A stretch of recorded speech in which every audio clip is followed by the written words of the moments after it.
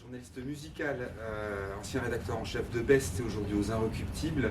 Il fut parmi les premiers en France à s'intéresser au reggae et à la Jamaïque dans les années 70.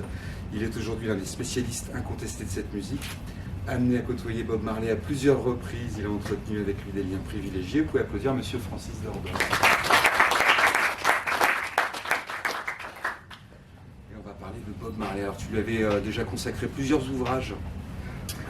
C'est le quatrième, ce livre, Bob Marley, le dernier prophète. De quelle idée est né ce quatrième livre sur Bob Marley? D'une idée, je ne sais pas si c'est d'une idée, c'est plutôt d'abord d'une sollicitation, puisqu'un éditeur m'a contacté, comme d'ailleurs les précédents. J'ai jamais fait la démarche en fait. Il s'est trouvé qu'à chaque fois, il semblait que le sujet était de nouveau suffisamment intéressant pour qu'un éditeur me propose de me lancer dans... Alors voilà, au bout de 4, j'ai un peu épuisé le sujet. Mais bon, à chaque fois, c'est par période, évidemment, c'est pas 4 livres à la suite. Il se passe... moi, je suis le reggae depuis... j'ai honte de le dire, 45 ans ou presque 50. Donc c'est un sujet qui m'a suivi toute ma vie et pour lequel voilà, je continue à me passionner, en particulier pour la personnalité de Bob Marley, parce que je trouve qu'il y a toujours une sorte de pertinence dans sa démarche, dans l'héritage qu'il a laissé, dans le message, dans la symbolique même. Il y a quelque chose qui, à mon avis, donne une matière à discuter. Donc voilà, c'est un peu ça l'environnement qui a fait que j'ai pu à nouveau écrire sur ce sujet. Alors on va parler justement, on va reprendre l'enfance de Bob Marley, qu'on connaît peut-être un peu moins, et puis toute l'histoire qu'il y a derrière ce garçon assez hors norme. Bob Marley, lui, vient de quel milieu? Parce qu'il y a un certain nombre de spécificités. Spécificité, oui, parce qu'il est, pour une île comme la Jamaïque, peut-être replacer aussi le contexte. La Jamaïque, c'est une île des Caraïbes qui a été beaucoup marquée par le phénomène de la traite négrière. Avec, on peut dire, une forme de différenciation par couleur et une population en majorité d'origine africaine. À peu près 80 à 90% sont des gens d'origine africaine. Et donc voilà, ce qu'il faut comprendre, c'est que Bob Marley, il est un peu le fruit, l'enfant de ce système qui a été la traite négrière, le système des plantations de canne à sucre. Et donc lui, il a un peu cette anomalie, c'est qu'il est le fils donc d'une fille de la campagne, d'un petit village qui s'appelle Nine Miles, qui se situe dans le nord de l'île, et d'un descendant de propriétaires terriens, de propriétaires de planteurs, en l'occurrence un blanc d'origine anglaise qui a rencontré, alors entre la jeune paysanne africaine et ce représentant ou ce descendant de planteur, il y a, elle a 17 ans, lui il en a plus de 50. Ils vont s'aimer et avoir cet enfant, un métis, qui est à l'époque, c'est un peu dans le contexte rural de la Jamaïque, une espèce d'anomalie, quelque chose qui n'est pas vraiment très, très courant. Le père va assez vite disparaître, donc il va être élevé essentiellement par sa mère, mais surtout par son grand-père, Omeria, et avec pour environnement principal la campagne jamaïcaine, avec tout ce que ça peut supposer comme, j'allais dire presque ce rapport à la nature qui va être très fondateur chez lui, l'inspirer énormément. Il y a même dans sa musique quelque chose qui relève un peu du panthéisme, ce rapport avec la nature et les esprits, et ça aussi c'est en rapport avec l'héritage africain évidemment. Donc voilà, il va grandir dans cet environnement jusqu'à la rupture qui va être son arrivée dans le Kingston des années 50-60, où effectivement là c'est un environnement complètement différent, avec une nécessité d'adaptation qui va être plus ou moins facile dans un contexte urbain, de misère. Voilà. C'est un peu un enfant illégitime dans ce sens-là, et qui suit un petit peu aussi le cours d'une histoire qui est l'exode rural des petits paysans jamaïcains qui vont être amenés par nécessité à s'implanter dans une ville telle que Kingston et arriver à essayer de survivre. Alors on connaît beaucoup le reggae grâce à son ambassadeur Bob Marley, on connaît un peu moins les musiques qui l'ont préfiguré. Est-ce que tu pourrais nous dresser un bref panorama des musiques qui ont amené le reggae à la Jamaïque? Alors évidemment, la Jamaïque, c'est un lieu de croisement, de rencontre de différentes cultures. Donc l'importance de l'héritage africain est évident. Il va transparaître dans le reggae à travers d'abord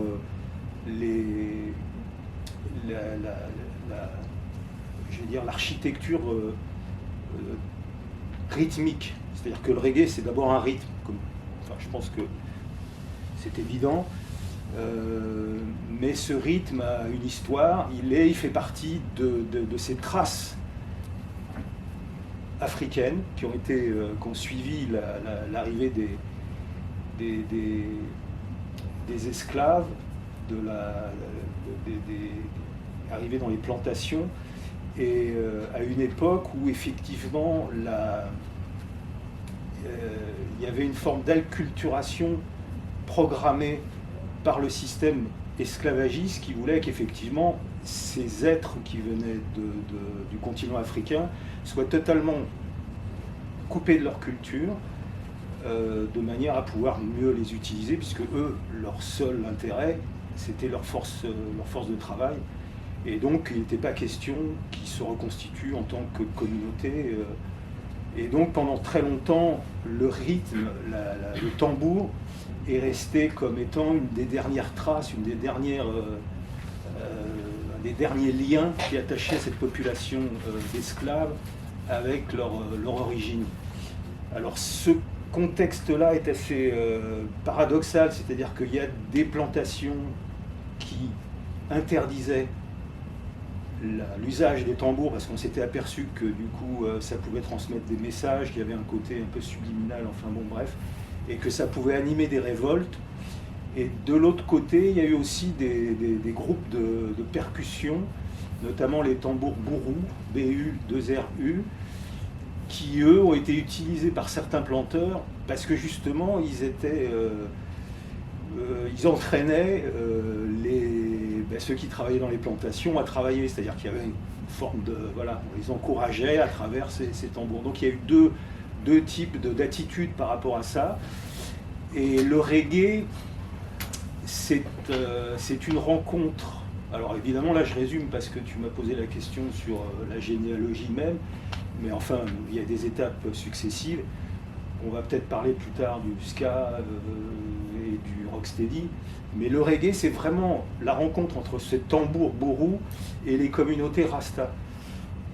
Ce sont deux communautés qui vont se retrouver à un moment donné dans le même endroit, à savoir les ghettos, les bidonvilles de Kingston, du fait que les plantations n'existent plus. Donc les bourous se retrouvent complètement, ceux qui étaient employés par les planteurs pour animer la récolte, etc., sont déshérités, enfin sont désœuvrés. Et de l'autre côté, les Rastas, qui eux constituent une espèce de secte, de petite enclave comme ça, spirituelle, eux sont aussi pourchassés pour d'autres raisons, et se retrouvent exactement au même endroit, c'est-à-dire dans le ghetto, et notamment à Trenchtown, ou pas loin de Trenchtown, à Bacowal et d'autres lieux de la ville autour de Kingston. Et cette rencontre entre cette spiritualité et ces tambours africains va créer quelque chose, une espèce d'étincelle qui va donner effectivement, après plusieurs étapes, va donner le reggae. Justement, dans une ville aussi pauvre que Kingston, où il y a une misère et violence, comment la musique est diffusée? comme un peu partout, là on parle quand même des années... Bob Marley est né en 1945, le reggae naît en 1968, 69, 70, sur ces 3 années-là. Entre-temps, il y a la fin de la Deuxième Guerre mondiale, l'arrivée de la radio. La radio permet de capter des chaînes, des stations, notamment celle de la Nouvelle-Orléans, et la musique de la Nouvelle-Orléans va jouer un rôle important dans cette hybridation, dans cette espèce de métissage qui va se produire. Et la musique devient assez rapidement, comme d'ailleurs dans toute cette ère culturelle que sont les Caraïbes, va devenir un des éléments constitutifs d'une forme d'épanouissement individuel, et puis aussi, bon voilà, aussi une pratique à la fois de divertissement, mais aussi une pratique économique, parce qu'on se crée autour de ça des studios, des musiciens vont être engagés dans les hôtels pour animer des soirées. Enfin, il y a tout un ensemble de choses. Ce qu'il faut dire, en Jamaïque, il n'y a pas véritablement le concept, comme ici en Europe, de concert. Un concert en Jamaïque, ça n'existe pas vraiment, ça existe juste que dans le cadre effectivement des hôtels. Et le reste du temps, ce qui va assez vite supplanter un petit peu la tradition des chanteurs de rue ou c'est le sound system. Et ça, le sound system, c'est une invention complètement jamaïcaine, c'est-à-dire qu'il y a une platine où on passe un disque, et sur le disque, alors d'abord on passe les disques donc juste pour faire danser, c'est un peu l'équivalent de la discothèque dans le contexte caribéen. Et après, il va y avoir aussi une autre technique qui s'appelle le toast-over, qui est un peu l'ancêtre du rap. Donc voilà, la musique se diffuse un peu partout, radio, et puis dans les quartiers, à travers sound system, voilà, et puis on joue les disques. Moi, je me souviens, mon premier voyage en Jamaïque, donc ça remonte en 1978, et ce qui m'a frappé tout de suite, c'est qu'effectivement, sur les trottoirs, dans la rue, vous avez d'énormes baffles, et puis les gens, voilà, ils passent les disques, donc là, on marche un petit peu au rythme de la basse et de la rythmique du reggae, ou de... Voilà, ça envahit complètement la ville. Et alors, il y a peu de moyens pour la diffusion de la musique, mais on voit bien là que ça se diffuse quand même sur toute l'île sans problème. Ouais. Il y a les moyens pour la pratiquer, instruments, studio d'enregistrement, etc. Est-ce que par rapport aux États-Unis, par exemple, qui ne sont pas très loin, on est proche des États-Unis, et puis il y a... c'est pas un pays déshérité au sens où voilà, tu entends misère, oui, mais ce n'est pas... voilà, il y a quand même quelques structures. Alors dans la naissance du reggae, mais pas seulement du reggae, du ska, c'est-à-dire la première musique urbaine jamaïcaine, parce qu'avant il y a un truc qui s'appelle le mento. Alors le mento, c'est un peu l'équivalent jamaïcain du calypso pour Trinidad. C'est une musique folklorique, rurale, qui est jouée avec des banjos. Alors la rumba box, alors rumba box, comment expliquer ça? Rumba box, c'est une énorme caisse sur lequel on a fixé 3 ou 4 lamelles en fer, de manière à ce que ça fasse... Alors en fait c'est l'équivalent de ce qu'on a en Afrique, qu'on appelle le likembe. Alors likembe, c'est un instrument, c'est ce qu'on appelle le piano à pouces. C'est pareil, un système où on joue avec les pouces, c'est des lamelles de fer sur une petite boîte, et il y a une résonance, ça crée une résonance. Et en fait c'est une adaptation, parce que des likembe, vous en avez toute taille, notamment au Congo. Il y en a d'énormes et il y en a des petits. Là récemment, c'est revenu un peu à la mode à travers un groupe qui s'appelle Konono numéro 1. Konono numéro 1, c'est un groupe de Kinshasa, et ils jouent du likembe. Alors il y a eu comme quoi effectivement on suit une histoire et on suit on suit la transhumance.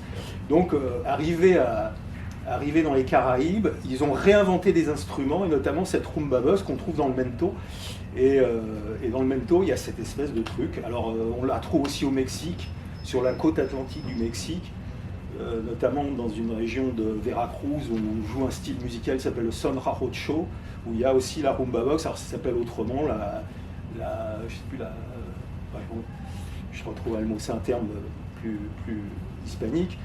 Et donc il y a ça, on joue du banjo, on joue des flûtes, c'est facile à faire, on creuse dans une branche, voilà, on fait des flûtes artisanales, des guitares on en trouve, enfin bon voilà, un instrument l'instrumentation n'est pas si difficile, et puis je pense que la proximité avec l'Amérique, assez rapidement, il y a aussi, à Kingston, il y a une école sur laquelle j'avais fait un reportage il y a 2-3 ans, qui s'appelle l'Alpha Boy School, qui est en fait une école où pour orphelins, pour gamins de la rue, et on les réintègre dans un système scolaire aussi grâce à la musique, c'est-à-dire on leur apprend la musique.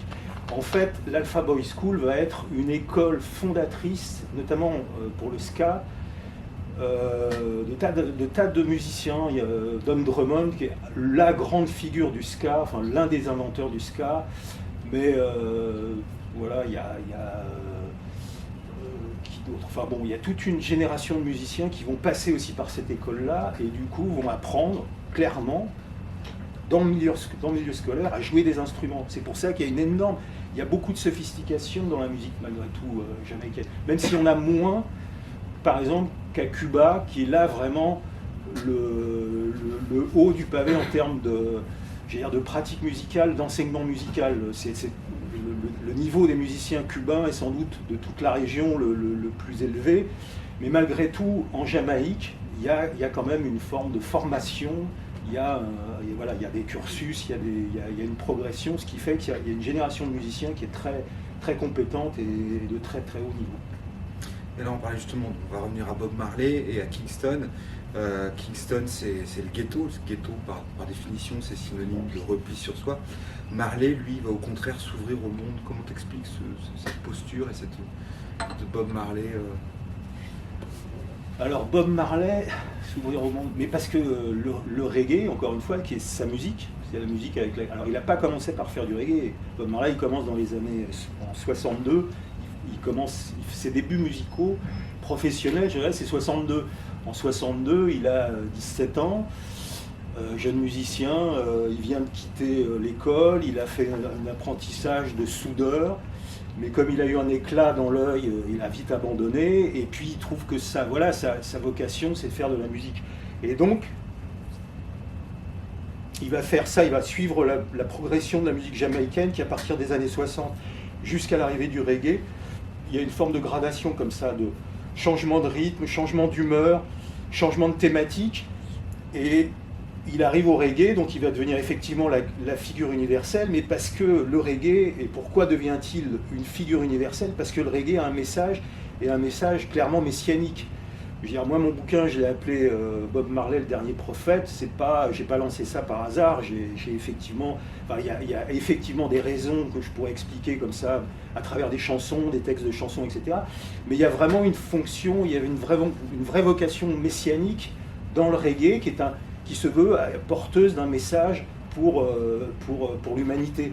Donc forcément, le ghetto, c'est un peu c'est le creuset. Mais bon, là je reprends aussi la petite phrase, la petite citation que j'ai faite, qui est un peu un clin d'œil aussi amusé, puisqu'en l'occurrence, la citation que je fais dans l'introduction du bouquin, c'est une citation de Ludwig van Beethoven, qui n'a rien à voir avec le reggae, comme chacun peut le comprendre, mais qui dit un truc très important. Il dit, c'est dans une lettre qu'il écrit à une amie à Berlin en 1800, je ne sais plus exactement, 1816 je crois.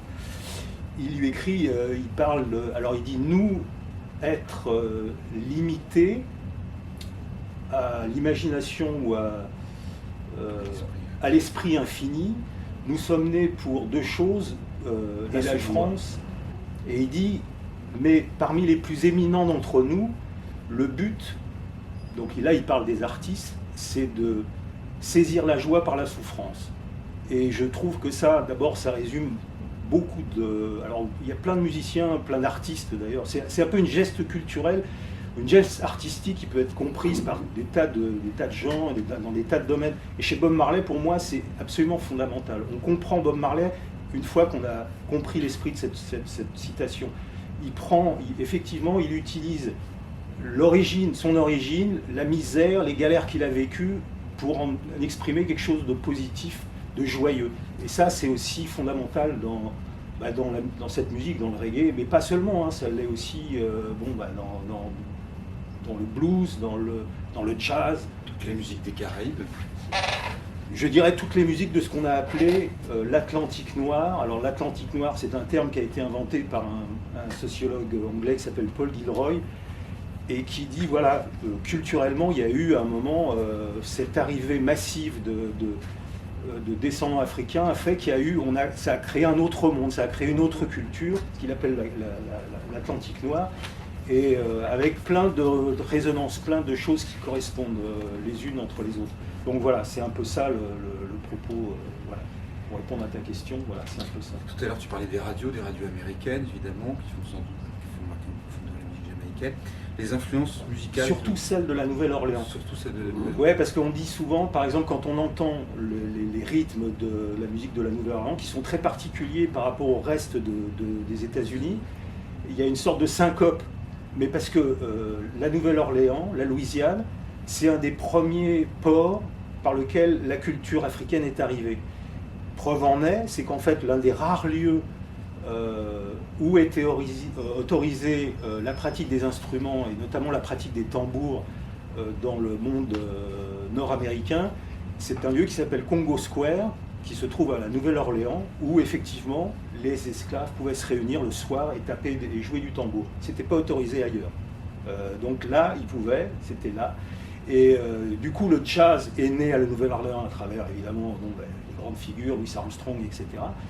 Et il y a eu aussi cette espèce de, ce qu'on appelle le second line, qui est un rythme une espèce de syncope très particulière. Et alors, dans la légende ou dans l'espèce d'interprétation qu'on en a fait, on disait que en écoutant la radio de la Nouvelle-Orléans, les Jamaïcains ont oublié un rythme.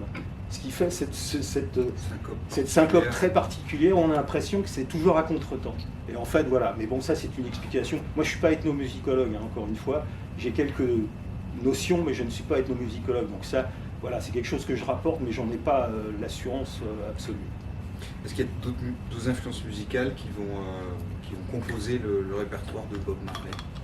Bob Marley, donc, comme je l'ai dit, il naît dans ce contexte rural, et il va forcément baigner dans la musique, j'allais dire dans la musique chantée d'église, puisque sa mère l'amène assez rapidement, très jeune, à assister aux séances d'une église qui est proche de l'anabaptisme, c'est-à-dire les baptistes dans le sud des États-Unis. C'est une église où tout passe par le chant. La religion, la foi, le rapport avec le divin, avec la spiritualité, ça passe par le chant, ça passe par l'émotion. C'est pour ça que quand on voit des films, on est toujours surpris de voir des gens tomber en transe, secoués par des spasmes, parce qu'ils sont visités par l'esprit, et ça passe par le chant. Voilà, il y a une sorte on cherche à faire pénétrer le Saint-Esprit par les sens, voilà, ce qui n'est pas du tout le cas chez nous, où ça passe par une liturgie beaucoup plus codifiée, quelque chose de plus distancié. Là, ça passe directement par le physique. Donc il va être évidemment complètement pris par ça. Après, quand il arrive à Kingston, on est dans les années fin des années 50, début des années 60, et là, effectivement, il y a tout un environnement, il y a, encore une fois, à travers les radios. Et en plus, il habite un coin qui est downtown Kingston, près de là où, pas très loin donc du ghetto de Trenchtown, où il va grandir, où il y a une rue qui s'appelle Orange Street, qui est aussi rebaptisée Beat Street, où il y a tous les magasins d'instruments, les magasins de disques, enfin voilà, etc. Et donc là, il passe, comme je vous l'ai dit, sur les trottoirs, dans cette rue-là, il y a des baffles, un énorme baffle, et on passe de la musique. Donc il passe. Voilà, vous allez d'un bloc à un autre et vous écoutez de la musique. Donc il va écouter aussi bien Fats Domino qu'Elvis Presley, que voilà, un peu toutes les grandes figures internationales. Et évidemment la musique locale. Et voilà, ça va être ça aussi. Et jusqu'au moment où effectivement il va rencontrer là, de manière plus décisive, je dirais, les fameux tambours dont je parlais, c'est-à-dire Count Ossie, ce qu'on appelle les tambours Nyabingi. Nyabingi étant une adaptation d'un mot originaire du Kenya, qui à l'origine voudrait dire, mais ça j'ai eu plusieurs interprétations, qui voudraient dire mort aux blancs, parce que c'était à l'époque de la colonie au Kenya, et on disait voilà, il faut lutter. Alors c'était pendant les guerres pour l'indépendance. Mais voilà, Nyabinghi, c'est un ensemble tambourinaire et pour lequel, voilà, qui structure des assemblées où il y a des chants, il y a les tambours, on fume aussi le chalice. Donc j'expliquerai peut-être après ce qu'est le chalice. Mais voilà, donc il va être influencé par tout ça, cet environnement, cette espèce de melting pot. Et puis voilà, il y a toute la musique occidentale, comme je le disais, il y a à la fois le rock, des choses qui viennent de l'Angleterre. À la fin des années 60, à la fin des années 50, la Jamaïque est encore une possession, est encore une colonie anglaise. Ouais. On va reparler de musique, là justement, il y a des rencontres qui ont été déterminantes dans la carrière, je pense qu'on parlait de carrière quand on parle de Bob Marley, notamment celle avec Lee Perry, sorcier du son en Jamaïque. Qu'est-ce que Lee Perry lui va apporter à la musique de Marley? Alors on ne peut pas parler de Lee Perry, il faut parler d'abord, je pense chronologiquement, il y a plusieurs personnages importants. Le premier c'est peut-être Coxsone. Sir Coxsone, Clement Dodd. Bon, son surnom c'est Sir Coxsone. En fait, Coxsone c'est un des grands artisans du développement de la musique jamaïcaine moderne. C'est un producteur de disques, c'est un animateur de sound system, donc c'est quelqu'un qui se présente lors de ses soirées avec une discothèque mobile, qui passe les disques, etc. Généralement les disques qu'il produit, puisqu'en l'occurrence, voilà, c'est ce qu'il fait un peu. Et c'est un producteur, donc c'est lui qui va enregistrer sur le label Studio One pratiquement la plus grande partie des artistes jamaïcains de cette époque-là. Lui et un autre, son concurrent, qui s'appelle Duke Reid. Donc il y a deux labels, il y a Studio One. Donc Studio One, c'est le studio d'enregistrement, mais c'est aussi le nom du label, de la maison de disques. Et il y a aussi Treasure Isle, donc l'îlot Trésor, qui est celle de son concurrent. Voilà, ça c'est les deux principaux producteurs de la Jamaïque du début des années 60. Sir Coxsone va prendre sous son aile Bob Marley, à un âge très jeune, donc 16-17 ans. Il va enregistrer son premier disque, ou du moins son deuxième disque, et là déjà avec les Wailers, Simmer Down, qui va d'ailleurs être un succès. Donc là on est en 65, ouais, peut-être même un peu avant, enfin dans ces années-là. Et Coxsone va jouer un rôle important dans, j'allais dire, dans figure paternelle de substitution. Marley n'a pas connu son père. Toute sa vie, il va être un peu à la recherche d'un père de substitution. Il se trouve que Coxsone va le prendre. C'est quelqu'un de plus âgé, voilà, qui a une figure très forte, une personnalité très très forte. Parce qu'à l'époque, la musique, le milieu de la musique en Jamaïque, c'est un peu la jungle. Je ne sais pas si vous avez vu ce film qui est assez fort, qui s'appelle The Harder They Come, traduit en France bêtement par Tout de suite, qui est un film d'un réalisateur jamaïcain, il s'appelle Perry Henzell, qui raconte l'histoire. Alors en l'occurrence, le héros c'est Jimmy Cliff, enfin le personnage est joué par Jimmy Cliff, mais qui joue tout à fait le rebelle absolu de la musique jamaïcaine, etc. Et donc là on voit comment ça se passe dans les studios jamaïcains, comment ça se passe, comment l'industrie du disque en Jamaïque se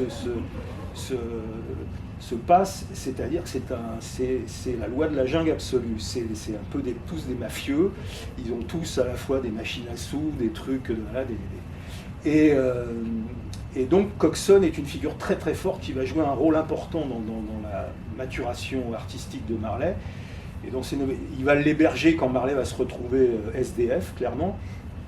Voilà, et puis après il va y avoir une rupture, Marley va tenter une expérience en tant qu'artiste et producteur indépendant qui ne va pas marcher. Il y a une deuxième figure qui s'appelle Leslie Kong, qui est un émigré chinois, qui lui va effectivement se produire quelques disques des Wailers, etc. Et puis bon voilà, après disparaître. Il va y avoir Danny Sims, qui lui est un producteur américain, qui va essayer de lancer de manière assez précoce Bob Marley sur le marché américain en 67, ça va être un échec, et arrive effectivement Lee Perry après, et Lee Perry va jouer un rôle j'allais dire, il va donner une vision, c'est-à-dire que là Marley il a essuyé plusieurs échecs. Avant que Marley ait du succès au niveau international, il va se passer 10 ans, ce qui est aujourd'hui inconcevable. Personne ne pourrait effectivement tenir aussi longtemps, survivre comme ça. Lui, à Marley finalement c'est aussi la vision africaine, c'est-à-dire que lui, il va le mettre en phase avec ce désir de Marley d'arriver, de dépasser un petit peu son... Marley, c'est quelqu'un qui est enfermé, il est enfermé dans la misère, il est enfermé dans le ghetto, il est enfermé aussi dans cette problématique d'être un métis, dans un pays où être métis, c'est bien quand vous appartenez à la classe moyenne ou à la classe supérieure, mais quand vous appartenez à la classe, à la basse classe, c'est-à-dire à lui, il fait partie des damnés de la terre. Et là, c'est assez ironique de le dire aujourd'hui, lui qui est aujourd'hui devenir une figure de la cause noire, il a été victime, on l'a appelé de sale petit blanc, de sale petit jaune, parce que sa couleur était plus claire que les autres. Donc il a vécu un racisme qui aujourd'hui un peu... Voilà. Et donc il va trouver en Lipéry et dans le propos de Lipéry et dans sa manière aussi de travailler musicalement une sorte de sublimation. Il va surpasser, il va dépasser un petit peu les limites du métier et puis de cet horizon un peu fermé et arriver à produire quelque chose de beaucoup plus transcendant, de beaucoup plus définitif, qui va l'amener finalement au marché du succès international qu'il a connu après. On peut dire que Lipéry a façonné le son de Bob Marley d'une certaine manière. Il a façonné beaucoup des chansons de Bob Marley qui sont connues, l'ont été d'abord enregistrées avec Lipéry en tant que producteur. Ça ne va pas durer longtemps, ils ont enregistré 2 albums ensemble, mais il y a des chansons, par exemple sur l'album Kaya de Bob Marley, Sun is Rising, enfin plein, Doopy Conqueror sur Burning, enfin... Il y a plein de chansons dont la première mouture, la première version a été faite sous la direction de Lipéry. Donc Lipéry en tant que producteur a apporté quelque chose de fondamental. Et puis Lipéry est un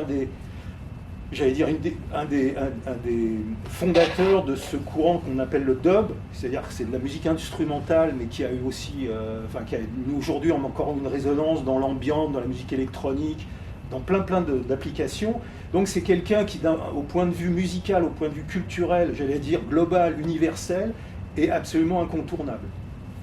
Et il y a une autre rencontre essentielle donc, dans le parcours de Bob Marley, c'est celle avec Chris Blackwell. Chris Blackwell, c'est le fondateur de... Alors Blackwell, ouais, en 2 mots, Blackwell, je résume, parce que chaque personnage a une histoire.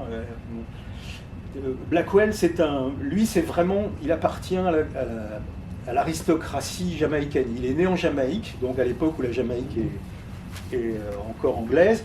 C'est donc un fils de planteur. Sa famille est extrêmement fortunée. Et il fait des études à Oxford. Il a tout à fait le profil, le pédigré du parfait anglais qui a réussi. Et il est promis à une carrière de diplomate. Au début, il va devenir j'allais dire, l'aide de camp du dernier gouverneur de la Jamaïque anglaise, avant 62. Et donc, mais lui, ça ne l'intéresse pas. Lui, ce qui le passionne, c'est d'aller à New York, d'aller dans les clubs de jazz, et aussi de s'intéresser, et s'intéresse aussi à la musique jamaïcaine. Et il va assez rapidement créer son petit business. Il va créer un label qui s'appelle Island, qui d'ailleurs après va être connu surtout pour des artistes plutôt rock, pop, genre Roxy Music, etc. Mais il va créer ce petit label en lançant quelques artistes. Il va avoir quelques succès, Max Romeo, enfin voilà, il va avoir quelques succès. Mais lui et Jimmy Cliff, il va avoir Jimmy Cliff, etc. Sauf que Jimmy Cliff, à un moment, va lui claquer la porte au nez, il va dire non, mais moi, c'était juste après The Harder They Come. La bande originale de The Harder They Come, c'est produit par Chris Blackwell et donc par Island.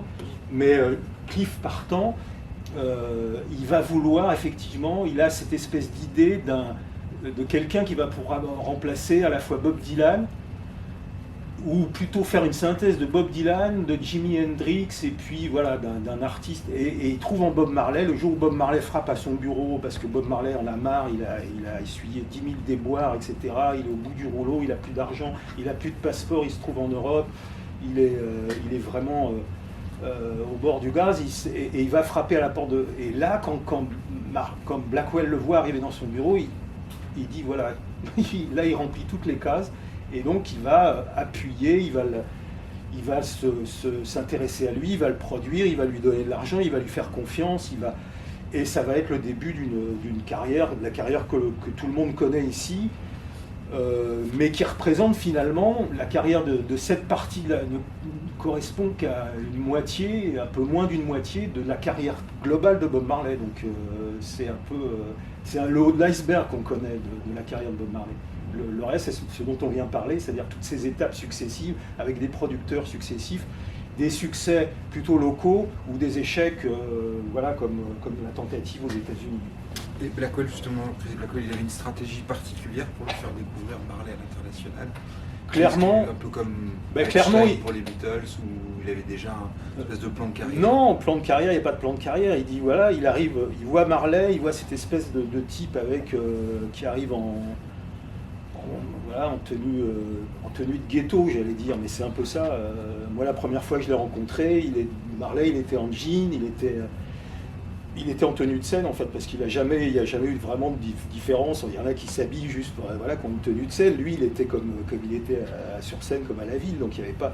Donc il voit ce type avec, échevelé, avec ce début de dreadlocks, et avec ces chansons qui voilà, qui portent quelque chose. Il y a un message, il y a une dimension. On est aussi à un moment où le rock commence à... La vague rock, je lui dis, on est arrivé, bon, Jimi Hendrix est mort, Janis Joplin est mort, les Beatles se sont séparés, les Doors, Jim Morrison est mort. Enfin bon, il y a toute cette culture rock qui commence à refluer, mais pour autant, il reste l'esprit du rock, c'est-à-dire ce côté rebelle, ce côté un peu, voilà, on apporte aussi une forme de message, on essaye d'aller au-delà du consumérisme. Dans l'achat d'un disque, il y a quelque chose qui dépasse un petit peu l'objet lui-même. Il y a une quête, on cherche aussi à se construire une identité à travers ça. Et il se dit, voilà, c'est parfait.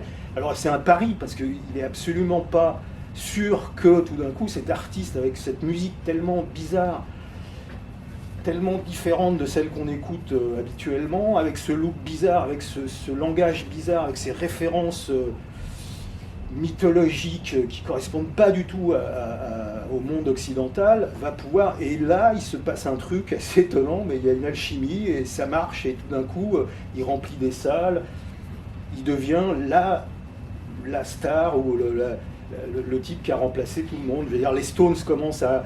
On voit maintenant, après, on voit Keith Richards porter un t-shirt Bob Marley pendant la tournée 76, tout le monde se met à faire du reggae, enfin voilà. Et ça, c'est un peu... J'allais dire, c'est un peu un effet d'aubaine, et peut-être qu'il y a une explication autre que simplement voilà, cette coïncidence entre un moment particulier voilà, et l'arrivée de ce personnage un peu unique, un peu à part. Alors, dans toutes les cultures, il y a toujours un élément universel, voire plusieurs. Selon toi, quel est celui qui caractérise le plus Bob Marley dans sa musique? C'est ce que je viens de dire, oui. Ouais, c'est ce que je viens de dire. J'ajouterai un truc. C'est difficile de parler de Bob Marley sans parler effectivement de ceux qui ont pensé, j'allais dire, cette culture particulière qui est celle de la Caraïbe, et qui lui ont donné cette résonance universelle. Et je pense notamment à deux grandes figures de intellectuels martiniquais, qui sont Frantz Fanon et Édouard Glissant. Frantz Fanon a dit un truc dans un bouquin qui s'appelle Les damnés de la Terre. Il dit c'est pas parce qu'on est damné de la Terre, rien n'empêche un damné de la Terre de porter quelque chose d'universel, d'échapper justement à sa condition pour porter quelque chose d'universel. Et Marley en a fait l'illustration. Et quant à Édouard Glissant, il a théorisé ce qui est aujourd'hui une évidence pour tout le monde, c'est-à-dire cette espèce de créolisation générale de la culture. On le voit à travers, je veux dire, la cuisine, le fait qu'on mette voilà, des ingrédients d'origine asiatique, d'origine africaine, des piments, de ceci, de cela, dans les saveurs, dans je sais dire, la manière de se vêtir. On a bien vu des tas de créateurs mélanger un peu, voilà, prendre ici ou là des couleurs africaines, des tissus, des batiks, voilà, il y a des tas de raisons de penser qu'effectivement on n'est plus du tout dans un monde clos. Et donc cette créolisation du monde, je veux dire, la musique en est forcément l'un des vecteurs majeurs. Je veux dire, toutes les musiques, je veux dire, le rock'n'roll est à la base une musique, je veux dire, créole, oui. Le premier film d'Elvis Presley, en l'occurrence, s'appelle King Creole, et ça se passe à la Nouvelle-Orléans, donc il n'y a pas non plus un hasard. Donc il y a cette espèce voilà, et c'est pour ça aussi que Bob Marley, peut-être à un moment précis, pour moi, la première star de la mondialisation. On a dit c'est la première star du tiers-monde. J'aime pas ce terme parce qu'en fait, il a été aussi une star en Europe, comme il a été aux États-Unis, comme il l'a été partout en Asie. Je veux dire, Bob Marley, alors je peux en témoigner puisque à travers mon métier, j'ai eu la possibilité de voyager aux quatre coins du monde. Et vraiment, s'il y a bien un truc qui revient en permanence partout, que ce soit au Brésil, au Pakistan, en Afrique évidemment, dans les Caraïbes, partout, c'est la figure de Marley, enfin c'est la présence de Bob Marley, que ce soit dans la cassette, un chauffeur de taxi qui met une cassette, quelqu'un qui porte un t-shirt, une peinture murale, ou dans le métro des figures. Alors vous avez Bob Marley, vous avez Che Guevara, vous avez Bob Marley, vous avez Marilyn Monroe, voilà, c'est ça. Il fait partie de ces figures iconiques et au niveau universel. Donc son universalité, si j'ose dire, elle se prouve par ces petits faits dans la réalité, quoi. Et donc ça veut dire quelque chose, effectivement. On va parler aussi un peu du contexte politique de la Jamaïque. Le 6 août 1962, la Jamaïque fête son indépendance. Quel rôle la musique jamaïcaine va jouer dans cette mutation? Fondamental. La musique jamaïcaine, je veux dire, je l'avais écrit peut-être pas dans celui-là, mais dans d'autres bouquins. Le Jamaïcain, c'est-à-dire que là on passe, il faut bien comprendre ce qu'est un Jamaïcain. Un Jamaïcain au début, enfin je parle du Jamaïcain d'origine africaine, hein, donc la majorité des Jamaïcains, il passe de l'état d'esclave, donc de rien, il est rien, il est un meuble selon le code noir tel qu'il a été édicté par Colbert, je crois, ouais, qui aujourd'hui fait débat puisqu'on veut enlever ses statuts, mais c'est ça, oui. C'est lui qui a, voilà, le code noir dit que voilà, il est l'équivalent de cette table, de cette chaise, etc. Donc il passe de cet état de chose à l'état de sujet une fois que l'esclavage est aboli. Mais là, il est encore que sujet, donc il est aussi utilisé pour sa force de travail, et uniquement ça. Et il va devenir citoyen au moment de l'indépendance. Mais citoyen, effectivement, citoyen, c'est des gens qui sont complètement acculturés. C'est-à-dire ils n'ont pas eu accès aux livres, rien, ils n'ont rien. Je veux dire, il y a même eu dans les plantations, à un certain moment, quand certains esclaves essayaient d'approcher l'objet livre, on leur coupait, ou d'écrire, on leur coupait les pouces pour éviter effectivement qu'ils tiennent un crayon, quelque chose qui les amène à s'élever culturellement. Donc ils partent de rien, ils sortent de la nuit, quoi. C'est des damnés absolus de la terre. Et donc la musique, le ska en particulier, puisque c'est la première musique qui va effectivement, ça devient l'élément structurel. C'est-à-dire que pour moi, le Jamaïcain, il naît en dansant. Il y en a qui naissent effectivement à travers l'édiction des droits de l'homme. On passe effectivement de la monarchie et du sujet aux citoyens en France à travers voilà, la Déclaration des droits de l'homme, à travers les différents textes, voilà, les Lumières, etc. Là, on passe directement, ils passent, eux, les Lumières, c'est la musique. Donc effectivement, dans ce processus d'avènement du citoyen jamaïcain, la musique est absolument fondamentale. Et d'ailleurs, il y a dans le ska, alors le ska c'est un rythme beaucoup plus soutenu, il y a un côté très euphorique, etc. On sent cette espèce de... Voilà, il y a quelque chose de sautillant, et c'est le réveil de tout un être, quoi. Là, c'est quelqu'un qui est clos, qui se défait de ses chaînes complètement et qui veut embrasser la vie comme il n'a jamais pu le faire. Justement, on parlait du ska 66, l'art du ska va s'achever et va s'amorcer celle du rocksteady. Qu'est-ce qui différencie ces deux musiques? Alors il y a dans l'histoire jamaïcaine, de la musique jamaïcaine, il y a cette étape dont on parle, c'est-à-dire il y a le ska, c'est 62 ou soit début des années 60.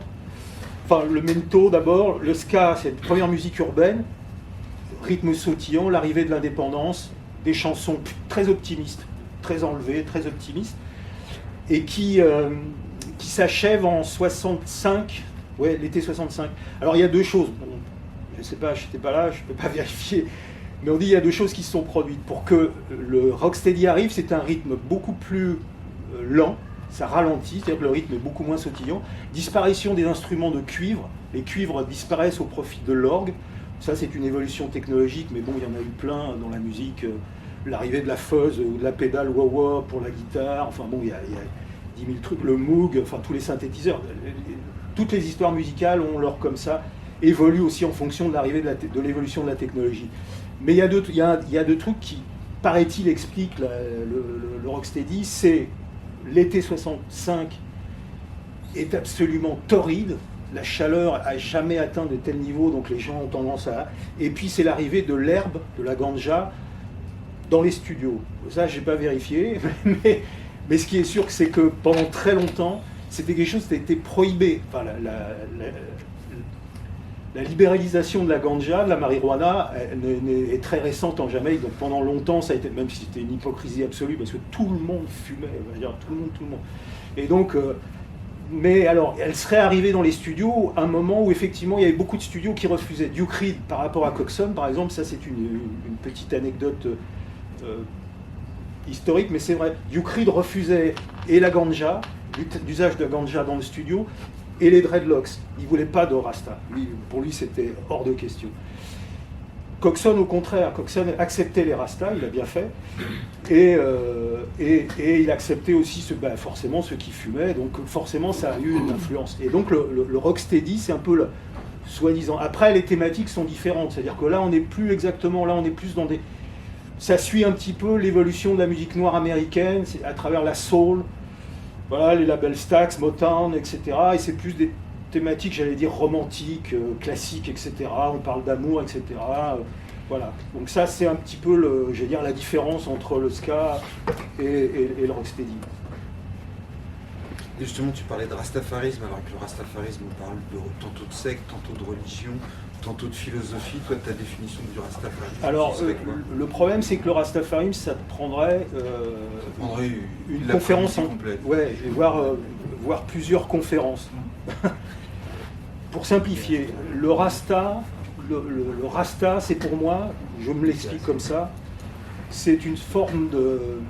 C'est un chrétien réinventé. C'est-à-dire que la base du rastafarisme, c'est la Bible, telle qu'on la connaît nous, telle qu'on peut la réciter à la cathédrale d'Évreux.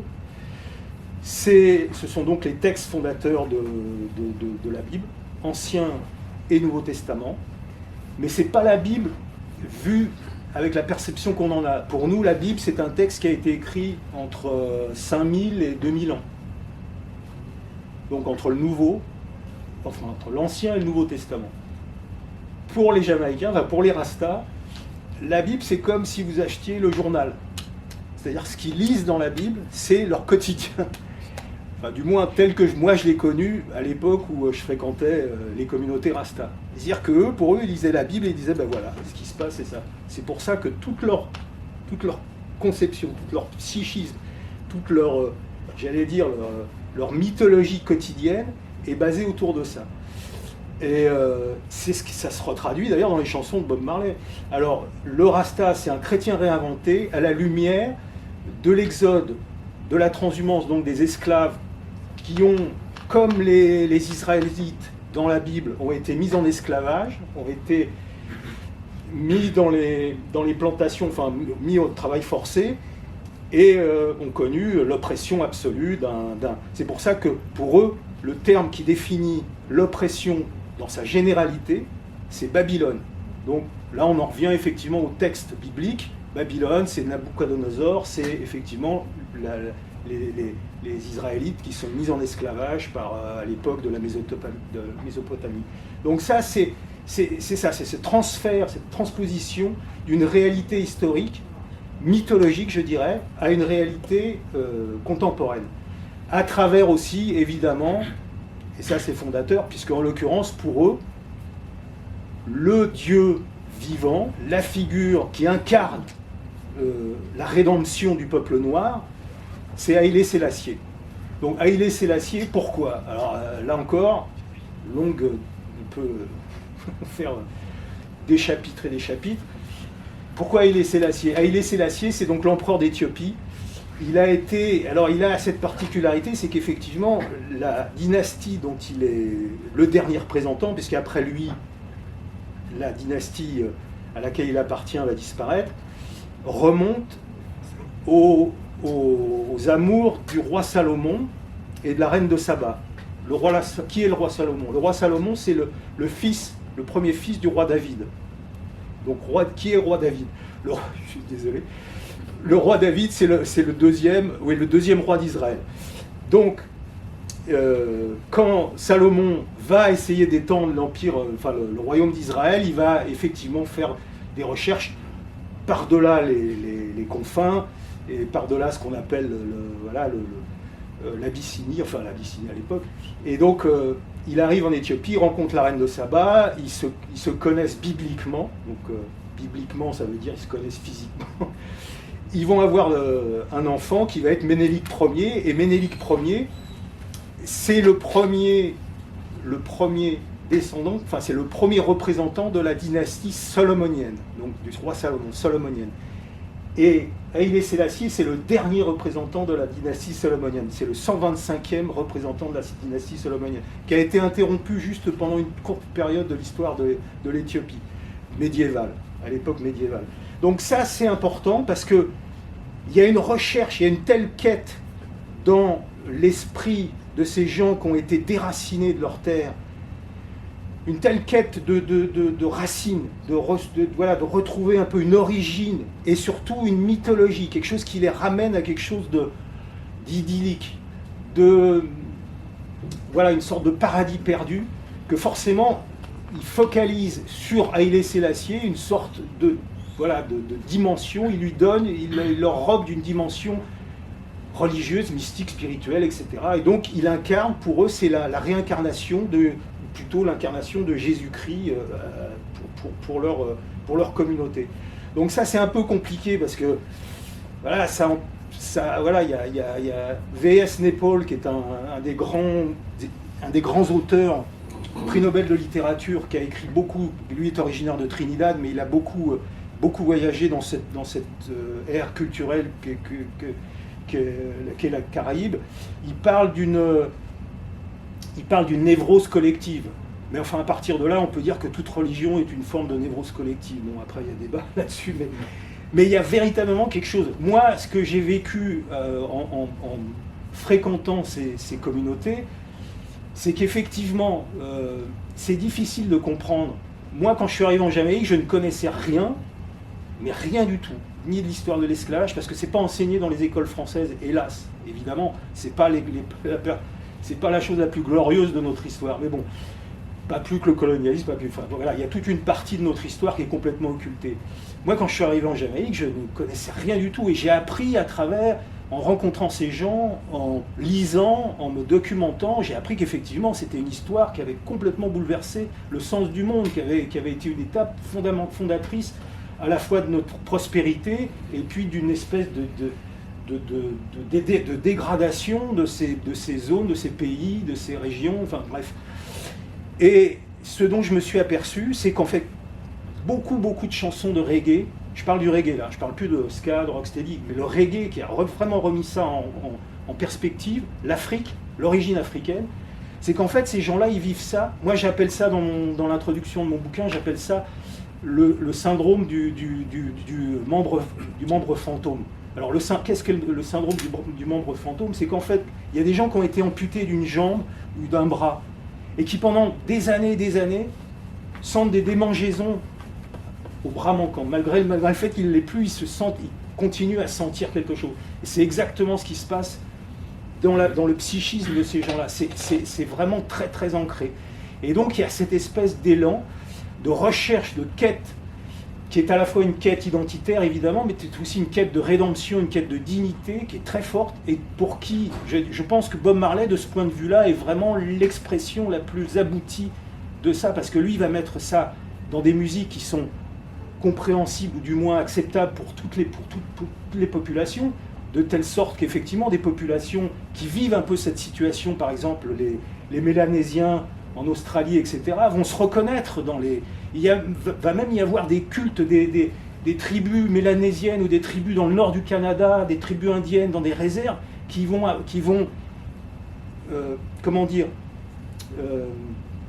animer des cérémonies religieuses de leur culte propre au son de la musique de Bob Marley. C'est vous dire à quel point ça a une importance dans la reconstitution de quelque chose, d'un manque, d'une part de soi-même qui a disparu. Ça, c'est fondamental.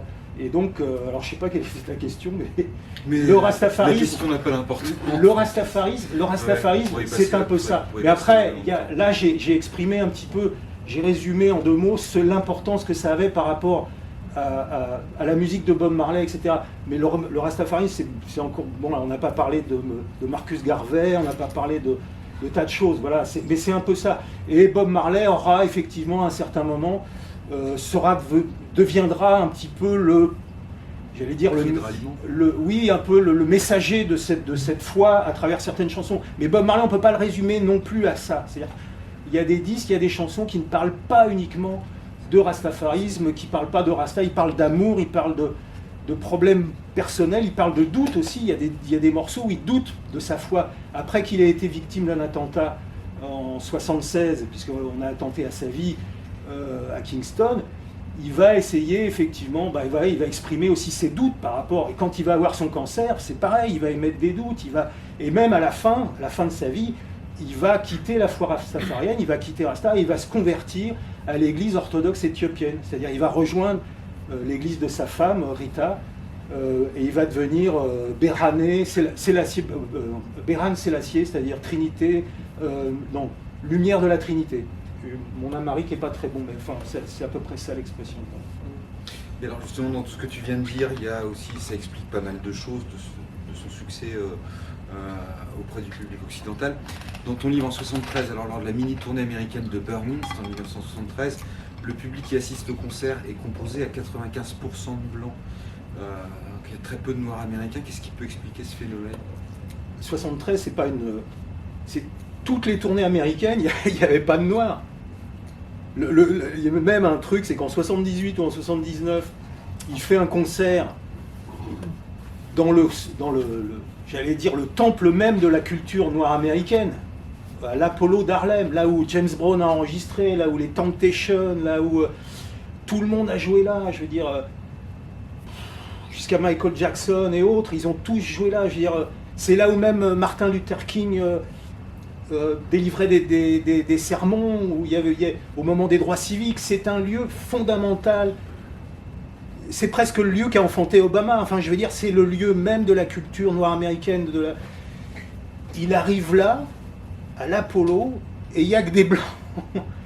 Et là, il est déçu, il est traumatisé. Il se dit, mais comment se fait-il? Mais parce il y a une sorte de porte-à-faux. C'est-à-dire, il faut bien comprendre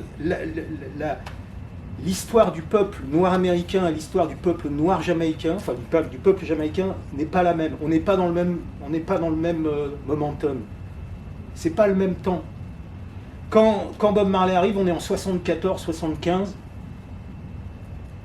Là, on arrive presque, je dirais presque, dans le début d'une Amérique post-raciale. C'est l'Amérique post-raciale qui va amener effectivement l'élection d'Obama. Mais c'est la fin les droits civiques ont été acquis. Il commence à y avoir l'émergence d'une classe moyenne noire américaine. Il commence à y avoir des gens qui ont un peu de moyens. La musique change complètement. On n'est plus dans... C'est fini, James Brown, Say It Loud, I'm Black, I'm Proud. C'est fini. Là, on est plutôt déjà dans l'arrivée du disco, qui est une musique plus hédoniste, qui parle du plaisir, des sens. Mais il n'y a plus tellement de trucs revendicatifs. Le rap n'est pas encore arrivé. Donc on est dans cette espèce de... Il a occupé un créneau libre aussi, d'une certaine manière, Bob Marley? Non, là en l'occurrence, il arrive dans le creux de la vague. Ça ne concerne pas, ils ne se reconnaissent pas. Pour eux, l'Afrique, mais attends, ils ont fait un chemin, ça fait 200-300 ans que les Noirs américains luttent pour arriver à une citoyenneté qui soit l'équivalent de celle des Blancs. Et là, on va leur proposer un produit où le mec parle de l'Afrique médiévale ou de l'Afrique impériale. Ils comprennent pas, ça les touche pas, ça les préoccupe pas, et c'est pas du tout leur... Là, les musiques qui marchent à l'époque, c'est Earth, Wind and Fire, c'est les Commodores, c'est tous les trucs pour danser, c'est pour faire la fête. Ils sont pas là pour... Et c'est pour jouir aussi de la... Tu vois bien toutes les pochettes de disques de l'époque, toute la soul music, ils parlent même pas de la disco, c'est des mecs, c'est des mecs en costard avec des super Cadillacs et il y a une espèce d'expression et de volonté de de se représenter, voilà, comme étant un noir américain, certes noir, un américain certes noir, mais arrivé au rêve américain. Il y a eu quelque chose qui s'est passé, c'est qu'à un certain moment, effectivement, avec tout le retour de la question raciale aux États-Unis, Bob Marley, il y a des tas d'auteurs qui se sont dit, mais oui, ben oui. Et après, on a vu effectivement Toni Morrison, prix Nobel de littérature, femme et prix Nobel de littérature, femme noire, exception, se mettre à avoir des dreadlocks, et puis ça a commencé, même dans le rap, je veux dire, des Snoop Doggy Dogg se convertir au rastafarisme. Enfin, ben, bref, tu vois, il y a eu tout un retour, effectivement, mais dans le moment présent. Alors, pendant ces concerts, effectivement, en plus de ça, les radios américaines, ce qu'il faut dire, la différence, si tu parlais du succès, pourquoi Marley est devenu un phénomène en Europe? Par la presse. Je suis bien placé pour le savoir. Par la presse. C'est la presse qui a fait le phénomène Bob Marley au niveau européen. Mais aux États-Unis, la presse a beaucoup moins d'importance, c'est la radio. Et les radios ne passaient pas du tout ça. Encore une fois, les radios, elles passaient le disco, la soul, un journaliste noir appelait la musique beige. C'est-à-dire que c'est plus tellement noir, ça devient un peu... Ouais, c'est chic. Le fric, c'est chic, c'est les discothèques, c'est ça. Aujourd'hui, tu vois Nile Rodgers, lui, il a les dreadlocks. Tu vois, il y a eu une sorte de contretemps. Il y a eu c'est pas un malentendu. C'était pas le moment. C'était un rendez-vous manqué. Voilà, c'est un rendez-vous manqué entre le public américain et le reggae. Et il était perçu comment, Marley, à ce moment-là, en Jamaïque? Bah moi, quand j'y suis, il est arrivé, moi, mon premier voyage en Jamaïque, c'est 78, et 78, c'est vraiment l'apothéose, c'est-à-dire que là, il est devenu phénomène mondial, universel, il tourne au Japon, enfin partout, il remplit des stades, à Milan, au San Siro, il va faire 100 000 spectateurs, au Bourget, en 80, il fait 50 000, qui est la plus grande capacité pour un concert en France. À cette époque-là, on n'a pas fait... bon, depuis, ça a été dépassé, évidemment, mais dans les méga-concerts, c'est vraiment le top. Donc en Jamaïque, il est ce qu'on l'appelle Big Bob, c'est-à-dire le Bob. Et il est un peu aussi... il est devenu aussi une espèce de... Il est devenu, à mon sens, ce qui peut expliquer aussi pourquoi, après, il a été victime de... Il est trop grand, il a trop d'importance. Il a trop d'importance par rapport à une si petite île avec des problématiques si compliquées, avec un monde si étriqué. Lui, il dépasse, il est tellement... C'est trop pour une petite île. Et du coup, il va y avoir toutes ces tensions, ces rivalités. Et en plus, on est quand même dans une phase dramatique de l'histoire de la Jamaïque. C'est-à-dire que là, aujourd'hui, on connaît le couvre-feu, mais moi, je l'ai connu là-bas, j'ai commencé à le connaître là-bas. Et puis, c'est la guerre entre les deux partis, le PNP, GLP, avec des instrumentalisations. C'est des gangs qui vont faire des raids dans les quartiers adverses. Bob Marley, ce qu'il faut dire, c'est qu'il vient de Trenchtown, et Trenchtown en soi déjà, c'est juste, c'est Belfast avant l'heure, ou c'est Jérusalem avant l'heure, c'est-à-dire que c'est déjà une ville qui est scindée en deux, ou un quartier qui est scindé en deux, avec un côté GLP et de l'autre côté PNP, donc les deux partis rivaux, et c'est la guerre civile. Tous les jours, c'est des centaines de morts, du fait d'une forme d'instrumentalisation. On est aussi au cœur même, c'est la dernière manche de la guerre froide. C'est-à-dire que là, le PNP, c'est les socialistes, c'est le monde, bon, c'est l'influence soviétique, c'est l'influence marxiste, et puis de l'autre côté, c'est l'influence capitaliste. Les Américains ne peuvent pas supporter, ils ont déjà Cuba qui est une épine dans leurs pieds, ils ne veulent absolument pas, du fait de la présence forte et puis surtout de la gouvernance à l'époque de la Jamaïque par Michael Manley, qui lui fait partie effectivement, qui est le membre du PNP, donc du parti le plus à gauche. Ils veulent absolument pas que la Jamaïque devienne un deuxième Cuba. Donc ils alimentent ça. Tous les jours il y a des arrivages d'armes à feu, etc. Il y a ça. Donc la Jamaïque est un pays complètement brisé, complètement déstructuré. Bob Marley a une image absolument fabuleuse pour décrire son pays, la Jamaïque. Donc il dit c'est un œuf cassé, on ne peut pas recoller les morceaux. Et bon, alors il va s'exiler effectivement Mais après, il va revenir, il va y avoir une tentative de réunification quand il va faire le fameux Peace Concert en réunissant, chose absolument incroyable. Enfin, il faut imaginer un peu comme ici, je veux dire, voilà, je sais pas, aujourd'hui je prendrai plus d'exemples, mais bon, voilà, il réunit les deux leaders sur une même scène, il leur tend la main, au-dessus de sa tête, il y a une forme, c'est presque une image totalement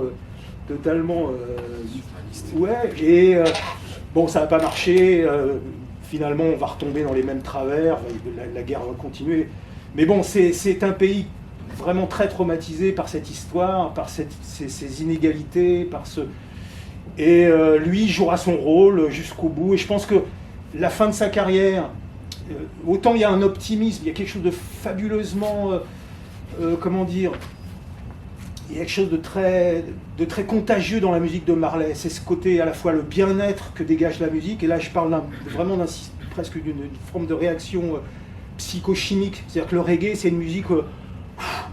et on n'a pas besoin de fumer, encore une fois, les réflexions sur genre le Rasta qui arrête de fumer de la musique, qui arrête de fumer son joint et qui met du reggae, il dit c'est quoi cette musique de merde? Moi ça me... Il n'a pas besoin. Le reggae est vraiment une musique qui dispense quelque chose d'extrêmement accueillant. Pour moi, c'est une des musiques les plus démocratiques au monde. J'ai jamais vu quelqu'un faire tapisserie dans les soirées où on passe du reggae. Tout le monde danse parce que c'est très facile de rentrer dans la syncope, c'est extrêmement facile. Donc voilà, il y a quelque chose de très enveloppant, de très... Voilà, presque de... Ouais, je pense que c'est de l'ordre aussi de l'action de Marley, il y a quelque chose qui guérit. Il y a un côté thérapeutique dans cette musique-là.